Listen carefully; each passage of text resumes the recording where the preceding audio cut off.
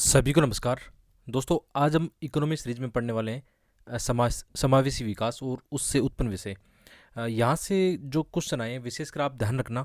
आपको सिलेबस अपना जब माइंड में होगा, यदि आपने सिलेबस सही से पढ़ रखा हो तो आप अपने जो करंट अफेयर है उसके साथ जोड़ के इसको बनाना, क्योंकि इसमें जितने भी क्वेश्चन आएंगे स्टैटिक पार्ट से कम आएंगे, करंट अफेयर से ज़्यादा आएंगे। यानी समावेशी विकास को लेकर जो भी योजनाएं चलती है सरकार के द्वारा, जो भी प्रयास किए जाते हैं, या जो भी समस्याएं आप देखते हो, बेरोजगारी की समस्याएं, गरीबी की समस्याएं, वंचित वर्ग के साथ जो भी संकट की समस्या है, और सरकार के द्वारा जो भी पॉजिटिव स्टेप लिए जाते हैं वो इसमें शामिल होंगे। तो इस बात का ध्यान रखना कि करंट अफेयर की चीज़ें ज़्यादा आएगी। और GS3 में मैंने हमेशा बताया आपको, स्टैटिक पार्ट तो आपका मजबूत होना चाहिए, लेकिन करंट अफेयर का बड़ा रोल होगा। तो जो भी आप न्यूज़पेपर में पढ़ते हो, जैसे मैं हमेशा जब आपको टेलीग्राम पे जो भी द हिंदू की PDF आपको देता हूँ, पॉडकास्ट वहाँ पे बताता हूँ, तो हमेशा बताता हूँ उसके बारे में कि कैसे इसको आप अपने सिलेबस से जोड़ सकते हो। आपको ये आइडिया होना चाहिए, तो इसका बहुत ज़्यादा फ़ायदा मिलेगा। इसके अलावा थोड़ा लेसन बनाने में काफ़ी टाइम लग गया था, तो इसका कारण था कि मैं आपके लिए एथिक्स के मॉडल आंसर बना रहा था, और ये मॉडल आंसर तैयार हो गए हैं। आपको पता है, जैसे 2022 का इस बार पेपर लगाया, तो इसके 19 क्वेश्चन आते हैं, जिसमें 13 क्वेश्चन छोटे वाले हैं और 6 क्वेश्चन केस स्टडी है। पूरी PDF फाइल मैंने तैयार कर दी है। इस PDF फाइल का लिंक वीडियो की डिस्क्रिप्शन में दिया गया, आप जरूर चेकआउट करना, ठीक है, वहाँ से आप देख सकते हो। और इसका थोड़ा सा ये ध्यान रखना कि मतलब यदि आपने अपने एथिक्स का सिलेबस पूरा कर लिया तो आपको इतना ज़्यादा लाभ मिलेगा इससे। इतना अच्छे मैनर में इसको तैयार किया गया, आप इसको देख सकते हो यहाँ पे। और सबसे अच्छी इस बात क्या है, जो केस स्टडीज़ में आपको प्रॉब्लम आती थी अब नहीं आएगी, क्योंकि केस स्टडी को इतना अच्छे तरीके से इसमें मैंने अप्रोच अपनाई है, नया तरीका सीखा है काफ़ी। और आंसर जो स्ट्रक्चर, आंसर का स्ट्रक्चर, केस स्टडी स्ट्रक्चर, उसमें आपको बिल्कुल भी दिक्कत नहीं आने वाली है। जैसे केस स्टडी में भी आप स्ट्रक्चर देखना, कैसे हम बॉक्स भी बना सकते हैं, जहाँ पे हितधारक या जहाँ पे क्वेश्चन पूछे गए, बॉक्स अप्रोच बना, बॉक्स के अप्रोच से भी आप आंसर कर सकते हो। तो ये आप ये जरूर देखना, इसका लिंक वीडियो के डिस्क्रिप्शन में आपको मिल जाएगा। आते हैं अपने मेन टॉपिक पर। मेन टॉपिक अपना समावेशी विकास। तो समावेशी विकास में क्वेश्चन देख लेते हैं किस टाइप के क्वेश्चन आए हैं इस टॉपिक से जुड़े हुए।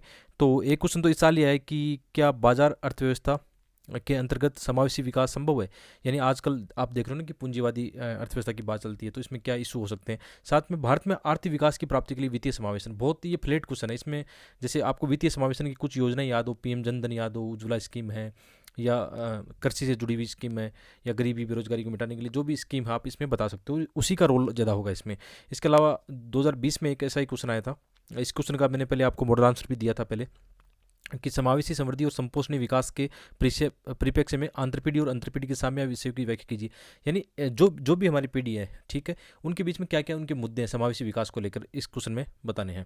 ठीक है, तो आगे बढ़ते हैं। सबसे पहले जानना होता है कि समावेशी विकास क्या। आपने कई बार सुना है समावेशी विकास के बारे में, तो समावेशी विकास क्या है इसके बारे में आपको पता होना चाहिए। एक सामान्य दृष्टिकोण पर यदि बात करें, आपको यदि किताबी परिभाषा नहीं देखनी है, तो समावेशी विकास का मतलब क्या है, सीधे सीधे, जैसे आजकल हमारी सरकार का नारा भी है ना, सबका साथ सबका विकास, यही समावेशी विकास है। यानी कोई भी ऐसा हितधारक इससे छूटेगा नहीं, सबको लाभ मिलेगा, चाहे इन्वायरमेंट हो, चाहे वंचित वर्ग हो, चाहे गरीब हो, अमीर हो, या ज्योग्राफी के दृष्टिकोण से भी देख सकते हो, चाहे उत्तर हो, दक्षिण हो, पूर्व पश्चिम, सबको हम साथ लेकर चलेंगे, तभी समावेशी विकास होगा। और हमारी सरकार का ये नारा भी है। तो ये भी आप बता सकते हो कि वर्तमान में हमारी सरकार का ये प्रमुख नारा है, सबका साथ सबका विकास सबका विश्वास, तभी हम क्या करेंगे, सस्टेन डेवलपमेंट की ओर बढ़ पाएंगे। और याद रखना कुछ चीज़ें और भी इसमें आ सकती है, जैसे कोई भी देश जब तक समावेशी विकास हासिल नहीं करेगा ना, उस देश की रियल प्रगति हो ही नहीं सकती। हमेशा बहुत सारी समस्या उस देश के साथ में होगी। तो इस बात को ध्यान रखना, समावेशी विकास हर एक देश का ये हमेशा रहता है, ऊपर रहता है, सबसे ऊपर। तो एक परिभाषा है कि संयुक्त राष्ट्र विकास कार्य UNDP के अनुसार समावेशी विकास का तात्पर्य प्रत्येक व्यक्ति को विकास की प्रक्रिया में सहभागी होने में समर्थ होना, और लाभों का समान वितरण। और जो हमने सिंपल परिभाषा भी देखी, सबका साथ सबका विकास, वो भी आप चाहो तो लिख सकते हो। और यदि हम UN के SDG लक्ष्यों की बात करें, हालांकि सभी SDG लक्ष्य वैसे समावेशी विकास की ओर जाते हैं, चाहे आपका पहला वाला हो या सेकंड, जिसमें गरीबी, भूखमरी, जितनी भी चीज़ें समावेशी विकास की इसमें चीज़ें शामिल है, चाहो तो आप यही कह दो कि UN के जो SDG लक्ष्य है उसमें सब में समावेशी विकास की बात की गई है। इसके अलावा चाहो तो एक समावेशी विकास की प्रॉपर बात कहाँ की गई है, इकोनॉमिक ग्रोथ की, डिसेंट वर्क की, तो वो है लक्ष्य नंबर 8। आप ऐसे भी डाटा इसमें बता सकते हो। और आगे जैसे फ्लो चार्ट और डायग्राम के माध्यम से भी अपने आंसर को प्रेजेंट करना कि समावेशी विकास क्या होता है। समावेशी विकास का मतलब क्या होता है, सभी लोगों, सभी क्षेत्रों, सभी आर्थिक गतिविधियों को शामिल करके, इसमें सभी क्षेत्र आ जाएंगे, सभी की उचित भागीदारी और उनका विकास क्या कहलाता है, समावेशी विकास कहलाता है। ये होना चाहिए। आगे बढ़ते हैं। इसके अलावा आपके पास अच्छे डायग्राम होना चाहिए। आप गूगल करोगे कहीं से भी अच्छे डायग्राम आपको मिल जाएंगे। तो जब हम समावेशी ग्रोथ की बात करते हैं, समावेशी विकास की बात करते हैं, उसमें क्या चीज़ें आती है? इसमें हमेशा ये आता है कि जब भी हम इंक्लूसिव ग्रोथ की बात करेंगे तो उसमें ध्यान रखना हमारे देश की जैसे जीडीपी है, कैसे जीडीपी के अंदर हम निवेश करते हैं, बचत कितनी करते हैं, कैसे मांग जनरेट करते हैं। जैसे आपने ये देखा होगा कि कोविड-19 में आपने देखा कि हमारी जीडीपी क्यों गिर गई? क्योंकि माँग नहीं थी, लोग मतलब घरों में थे, उनकी उतनी आवश्यकता नहीं थी बाहर निकल कर। तो माँग नहीं होने से फिर जीडीपी भी गिरती है। तो माँग कैसे बढ़ेगी? तो इसमें कहा जाता है कि जैसे कई बार ये रिपोर्टें आती हैं कि भारत के अंदर जो ऊपरी वर्ग है, यानी मतलब 10 से 20% के पास संसाधनों पर बहुत ज़्यादा कब्ज़ा है, उनके पास बहुत ज़्यादा संपत्ति है या आय का बहुत ज़्यादा असमान वितरण है। तो जो ऊपरी वर्ग है वो उतना माँग सर्जन नहीं करता है। माँग सर्जन कौन-सा करता है? जो ज़्यादा जनसंख्या किस में होगी? मध्य वर्ग में होगी। मध्य वर्ग क्या करता है? माँग ज़्यादा सर्जन करता है। और मध्य वर्ग की आवश्यकताएं भी बहुत ज़्यादा होती है, चाहे घर बनाना हो या उनकी गाड़ी खरीदना हो या और बहुत सारी चीज़ें होती है जो क्या करती है, देश की जो घरेलू मांग है ना, कंजप्शन, उसको बढ़ावा देती है। जबकि ऊपरी वर्ग क्या होता है? ऊपरी वर्ग की वैसे तो उतनी ज़्यादा आवश्यकताएं होती नहीं, या आवश्यकता भी होगी तो लग्जरी आवश्यकताएं ज़्यादा होगी, याद रखना। मतलब जो कॉमन आवश्यकताएं वो कम होती है। लग्जरी आवश्यकता होगी तो कहाँ से करेगा? बाहर से इंपोर्ट करेगा। बाहर से इंपोर्ट करेगा तो बाहर हमारा पैसा बाहर जाएगा, भुगतान संतुलन की समस्या आएगी। तो कुल मिलाकर बात यह है कि जब भी आप समावेशी इनकी मांग की इनकी बात करो तो उसमें मध्य वर्ग है, वंचित वर्ग है, इनका जरूर बात करना। तो एक साइकिल ऑफ इंक्लूसिव ग्रोथ का है जिसमें आय और रोजगार का अवसर कैसे सर्जन होगा इसमें, कि मध्यम वर्ग और वंचित वर्ग की समृद्धि का प्रयास होना चाहिए। क्योंकि इसमें अभी हमने बात की कि मध्यम वर्ग कैसे मतलब ओवरऑल जो मांग है उसको सर्जन करता है। और इसके अलावा जैसे मांग वृद्धि में जब घरेलू और बाहरी मांग वृद्धि होगी, साथ में हमारे बिजनेस और नवाचार में निवेश होगा, पैसा अतिरिक्त आएगा, बचत होगी, निवेश होगा, तो ये सब चलता रहता है फिर। और हमने जैसे विशेषकर 11वीं और 12वीं पंचवर्षीय योजना में हमने विशेष पर किस पर ध्यान दिया? तीव्र और समावेशी विकास पर हमने ध्यान दिया है। तो ऐसे फैक्ट भी आप बताना जरूर, समावेशी विकास से जुड़े इफेक्ट बताना। और बाद में बात आती है कि समावेशी विकास के क्षेत्र कौन से हैं, कौन से आयाम है, तो आपको ये फ्लो चार्ट और डायग्राम में बता सकते हो, मॉडल आंसर के रूप में आप बता सकते हो। किसी हम सामाजिक क्षेत्र की बात करें तो सामाजिक क्षेत्र में शिक्षा, स्वास्थ्य, आवास, इंफ्रास्ट्रक्चर, ये सब चीज़ें इसमें आ जाएगी। लैंगिक समानता, ठीक है। और आर्थिक विकास की बात करें तो वित्तीय समावेशन आएगा, जैसे बैंकों का विकास है, बीमा है, इंश्योरेंस है, ठीक है, कृषि, विनिर्माण, रोजगार, सेवा सेक्टर, सब इसमें आएंगे। राजनीति की बात करें तो हमारा सुशासन अच्छा होना चाहिए, प्रशासन का आम जनता के साथ किस प्रकार व्यवहार है, किस प्रकार सरकार की जो योजना है निचले धरातल तक, जमीनी स्तर तक उनका क्रियान्वयन हो रहा है, भ्रष्टाचार कितना कम है, आरटी, ये सब इसमें आएंगे। इसके अलावा इन्वायरमेंट को भी हमेशा रखना, स्वच्छ पर्यावरण, स्वच्छ जलवायु, स्वच्छ जैसे जैव विविधता को हम रखते हैं सब चीज़ों को, तो इससे बहुत फ़ायदा मिलता है, ये आप बता सकते हो। ठीक है, आगे बढ़ते हैं। और इसके अलावा हितधारक बहुत सारे स्टेक होल्डर इसमें सरकार, समाज, एनजीओ, सबकी जिम्मेदारी बनती है कि समावेशी विकास में आप ये जानते हो कि जब तक सभी स्टेक होल्डर साथ मिलकर एकजुट होकर काम नहीं करेंगे तब तक समावेशी विकास आ ही नहीं सकता। क्योंकि चलो सरकार प्रयास करती है, आपके लिए बहुत ज़्यादा प्रयास करती है, इंफ्रास्ट्रक्चर बना देगी, योजनाएं बना देगी, सुशासन ला देगी, लेकिन जब तक आम आदमी नैतिक नहीं बनेगा या आम आदमी एफर्ट नहीं लगाएगा, या जैसे मीडिया है, मीडिया की भूमिका बड़ी बनती है, कैसे सरकार के मुद्दों को उठाना, आम जनता के मुद्दों को उठाना, तो ये सब मिलकर क्या करते हैं, समावेशी विकास में योगदान देते हैं। और अभी हम बात करें तो जैसे इसमें क्वेश्चन कुछ ऐसे भी आ सकते हैं क्रिटिकल एनालिसिस वाले कि क्या आपको लगता है कि भारत का जो विकास है समावेशी है? तो उसमें आप 4-5 लॉजिक दे के बताओ, कि पहले विपक्ष में तर्क दे दो, फिर पक्ष में तर्क देखो कि हमारी सरकार कैसे प्रयास कर रही है, वो बता दो। ठीक है, इस हिसाब से आगे बढ़ना चाहिए। और यदि हम इसकी बात करें कि समावेशी विकास की आवश्यकता क्यों होती है, तो उसके बहुत सारे पॉइंट हैं। जैसे सबसे पहले तो ये बात करें, जैसे हमारे देश में बात करें, गरीबी का स्तर अभी भी काफ़ी ज़्यादा है। आपके पास कई डाटा ऐसे होंगे कि अभी भी भारत में 300 मिलियन या ऐसे डाटा करके देख के बता सकते हो कि अभी भी इतने मतलब उन लोगों तक शौच पानी की व्यवस्था नहीं है, या उनके पास आवास नहीं है, या उनके पास विद्युतीकरण का भी विकास नहीं हो पाया। आज भी हम देखते हैं डिजिटल गैप की बात करते हैं कि गांव में जो इंटरनेट का विकास उतना नहीं हो पाया। अर्बन और रूरल डिजिटल की बात करते हैं तो समावेशी विकास कैसे आ पाएगा? तो ऐसे पॉइंट बताया करो आप। जैसे इसमें गरीबी का डाटा देख के बता सकते हो कि विश्व बैंक के अनुसार प्रत्येक 5 भारतीयों में से एक व्यक्ति गरीब है। अब व्यक्ति गरीब होगी तो समावेशी विकास कैसे आएगा? कैसे देश की जो घरेलू मांग बढ़ेगी, कैसे देश का विकास होगा? अब चाहो तो जो तेंदुलकर समिति है उनके डाटा देख के बता सकते हो कि भारत में जो गरीबी का स्तर था एक समय, लगभग 11-12 के आसपास के डाटा हैं, 21.9% है। अभी तो काफ़ी शायद ये कम हो गया होगा, 10-12 के आसपास होगा। इसमें आप लेटेस्ट डाटा आप खुद सर्च करना, ठीक है, ये आपकी जिम्मेदारी बनती है, क्योंकि इसमें बदलते रहते हैं चीज़ें, ठीक है, आप अपने नए डाटा लेना इसमें। इसके अलावा गरीबी की भौगोलिक विभिन्नता भी आपने ये डाटा देखे होंगे गरीबी के, कि उत्तर और दक्षिण और पूर्व पश्चिम में हम तुलना करते हैं तो कंपेरेटिवली ये देखने को मिलता है कि साउथ इंडिया के जो राज्य हैं हर एक सेक्टर में, हर एक क्षेत्र में थोड़ा सा आगे, जैसे स्वास्थ्य मानक है उसमें आगे मिलेंगे, साक्षरता है, या जो डिजिटल साक्षरता है उसमें आगे मिलेंगे। तो ये भी काफ़ी अंतर देखने को मिलता है। तो ये विभिन्नता कैसे कम होगी, गरीबी को कम करेंगे, बेरोजगारी को कम करेंगे, तभी तो समावेशी विकास आ पाएगा। और ये भी देखने को मिलता है कि शहरी ग्रामीण स्तर में भी गरीबी का काफ़ी अंतर देखने को मिलता है, क्योंकि शहरी अपॉर्चुनिटी इसमें बहुत इंपॉर्टेंट मायने रखती है। अवसर कैसे पैदा होंगे, समानता कैसे आएगी, अवसर सरकार की जिम्मेदारी बनती है कि सरकार अवसर पैदा करने का एक जरिया या कई आधार पैदा करे, जैसे इंफ्रास्ट्रक्चर क्रिएट करके हम अवसर पैदा कर सकते हैं। ठीक है, तो ऐसा हो सकता है। आगे बढ़ते हैं। और इसके अलावा जो बेरोजगारी की दर है, बेरोजगारी दर आप जैसे अभी लेटेस्ट डाटा की बात करें तो the centre for monitoring Indian economy के अनुसार भारत का जो बेरोजगारी दर चल रही है 6.5% चल रही है।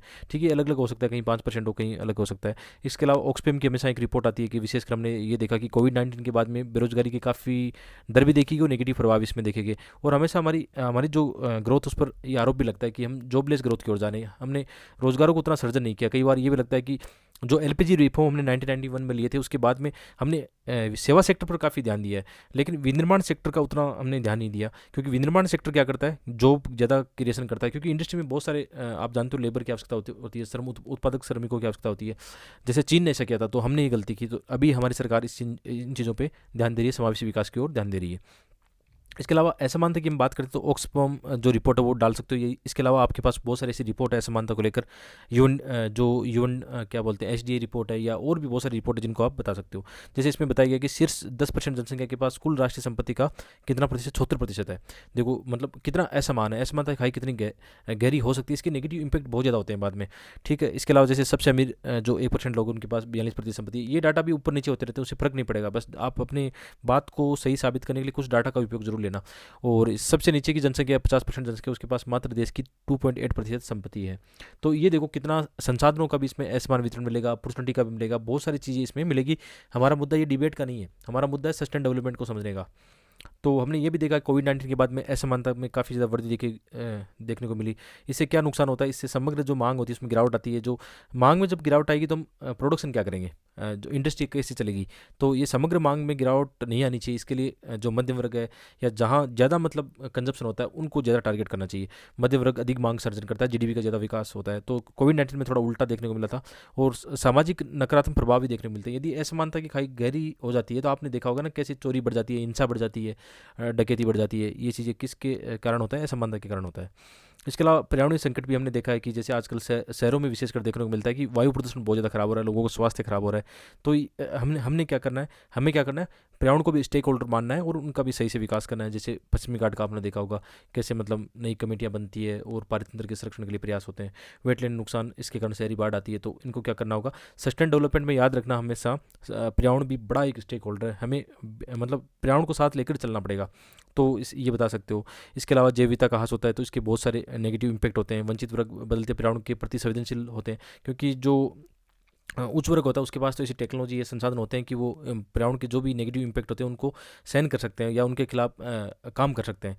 इसके अलावा शिक्षा कौशल विकास में हमने देखा कितनी बार ऐसी रिपोर्ट आती है, आपने कई ऐसी रिपोर्ट देखी होगी कि जैसे भारत में जो सरकारी स्कूल है, विशेषकर वहाँ के बच्चे 5वीं क्लास के बच्चे पहली क्लास के सेकंड क्लास के जो मैथ वो सोल्व नहीं कर पाते हैं। तो ये कैसे सस्टेन डेवलपमेंट की समस्या हमारे देश में देखने को मिलती है। आप चाहो तो कोई भी रिपोर्ट, OECD की रिपोर्ट बता दो या और भी रिपोर्ट देख के इसमें बता सकते हो। इसके अलावा पुरुष महिला साक्षरता में अंतर है, महिलाओं को उतनी अपॉर्चुनिटी नहीं मिलती है। ग्रामीण शहरी डिजिटल गैप आजकल बहुत ज़्यादा है, क्योंकि आजकल सब कुछ ऑनलाइन हो रहा है। तो शहर आगे निकल जाएंगे, गाँव पिछड़ जाएंगे, तो इनको भी साथ लेके चलना पड़ेगा। ठीक है, ये मुद्दे आप बता सकते हो। इसके अलावा आधारभूत ढांचे की बड़ी समस्या है कि ये हमने देखा था कि 1991 के बाद जैसे हमने जो रिफॉर्म लिए थे उसमें एक बड़ी समस्या ये आई थी हमारे सामने कि जो इंफ्रास्ट्रक्चर क्रिएशन होना चाहिए था उतना नहीं हो पाया। उसमें बहुत सारे संकट थे, हमारे पास संसाधन नहीं थे, और भी सारी समस्या हो सकती है, भ्रष्टाचार की समस्या हो सकती है, लीकेज, संसाधन लीकेज की समस्या हो सकती है। ठीक है, तो आधारभूत ढांचा, ग्रामीण आधारभूत ढांचा विशेषकर कमजोर है, जिसमें सप्लाई चेन में काफ़ी बाधा आती है, जिसमें ग्रामीण जो आबादी है उनकी आय भी संकट से जुड़े हुए हैं। यदि इंफ्रास्ट्रक्चर सही हो जाए, सप्लाई चेन सही हो जाए, तो गाँव के जो लोग हैं वो भी अपने जो भी उनके प्रोडक्ट हैं उनको आसानी से मतलब अच्छी कीमत पर सेल कर सकते हैं, और इसके कारण मुद्रास्फीति भी चीज़ें इनके साथ जुड़ी हुई है। तो ये बता सकते हो। इसके अलावा जैसे आगे हम बढ़ें कि भारत में समावेशी विकास की चुनौतियाँ क्या हैं। जैसे हमने ऊपर कुछ मुद्दे गिनाए, वैसे वो मुद्दे भी चुनौती में आ सकते हैं, लेकिन ओवरऑल और चुनौती क्या हो सकती है, डायरेक्ट क्वेश्चन ऐसा आ सकता है कि भारत में समावेशी विकास की चुनौतियाँ क्या है। तो जैसे एक तो निवेश संकट है, जिसमें शिक्षा, स्वास्थ्य, जीडीपी का अभी हम कम खर्च कर पा रहे हैं, नवाचार में कम खर्च कर पा रहे हैं। इसके अलावा जो जनसंख्या लागत है, एक जनसंख्या हमारी बहुत ज़्यादा है, तो जनसंख्या जब ज़्यादा होती है तो जब जनसंख्या वृद्धि दर ज़्यादा होती है तो वहाँ की जो अधिकांश पॉपुलेशन क्या होती है वो उस रेंज में आती है, जनसंख्या के अलावा डिविडेंड मतलब डेमोग्राफिक डिविडेंड के में आती है, यानी ऐसा डाटा आप बता सकते हो कि 2041 तक हमारी लगभग 55% से अधिक जनसंख्या किस में आएगी, जो युवा आबादी है, काम करने वाली आबादी, उसमें आएगी। लेकिन वो नुकसान भी हो सकता है। कैसे? यदि हमने डेमोग्राफिक डिविडेंड का लाभ नहीं लिया, उनको सही ढंग से स्किल नहीं किया, तो ये हमारे समस्या है। हमने स्किल पर उतना ध्यान नहीं दिया जो अब दे रहे हैं। अभी अच्छा इसमें काम हो रहा है, तो उत्पादकता में भी गिरावट देखने को मिली। जनसंख्या वृद्धि अपने आप में एक समस्या होती है, क्योंकि यदि सही कंट्रोल नहीं कर पाए, चीज़ों को मैनेज नहीं कर पाए, तो संसाधनों पर बोझ हो सकता है। इसके अलावा गरीबी, बेरोजगारी की समस्या है, लैंगिक असमानताएं काफ़ी ज़्यादा है। महिलाओं को अपॉर्चुनिटी नहीं मिलती जॉब में या शिक्षा में या तकनीकी शिक्षा में। विश्व स्तरीय आधारभूत ढांचे की कमी है। इसके अलावा डिजिटल गैप, ग्रामीण शहरी, आप बता सकते हो इसमें। और इसके अलावा कृषि क्षेत्र में अधिक रोजगार, काफ़ी आप जानते हो ना कि भारत की 50% आबादी कृषि सेक्टर में लगी। इसका मतलब छिपी बेरोजगारी है। ये जो पॉपुलेशन है या जो कार्यशील जनसंख्या, इसका और कहीं भी उपयोग हो सकता है। ठीक है। और इसके अलावा भ्रष्टाचार की समस्या है, योजना और नीति क्रियान्वयन की समस्या है। कई बार आरोप लगता है ना कि सरकार सही से जो नीतियाँ बनाती है उनको क्रियान्वयन नहीं कर पाती है, पॉलिसी फेलियर की समस्या आती है।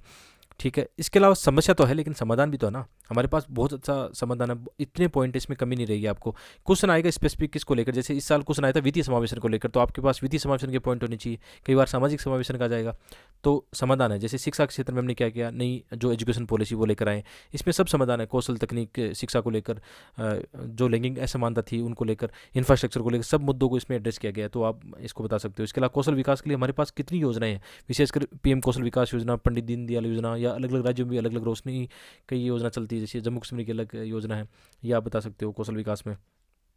स्वास्थ्य सेक्टर में पीएम जन आरोग्य योजना है, स्वास्थ्य बजट में बढ़ावा दिया गया है। स्वास्थ्य बीमा पर आजकल काफ़ी ज़्यादा जोर दिया जा रहा है, इसमें भी जो भी पीएम, आप जानते हो कई सारी योजनाएं ऐसी स्वास्थ्य को लेकर, वो बता सकते हो।